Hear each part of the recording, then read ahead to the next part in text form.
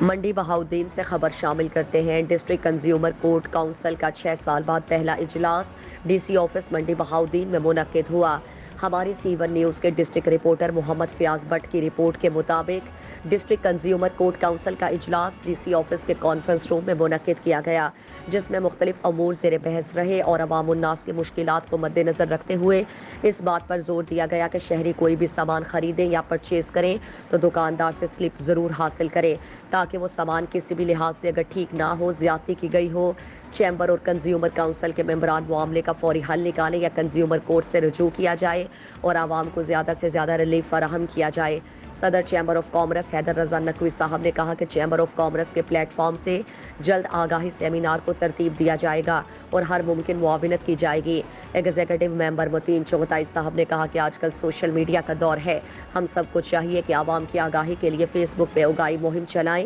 جس سے عوام کو علم ہو جائے کہ وہ اپنے حقوق کیسے حاصل کر سکتے ہیں، اور اس بات پہ زور دیا کہ عوام رسید ضرور حاصل کریں تاکہ نقصان سے بچا جا سکے، اور ہم ہر وقت عوام کی داد رسی کے لیے تیار ہیں۔ ڈی سی صاحب نے اپنے ماتحت عملے کو فوری آرڈر جاری کیے کہ عوام کو آگاہی دی جائے اور ہر پلیٹ فارم کو استعمال کیا جائے جس سے عوام کو ریلیف مل سکے۔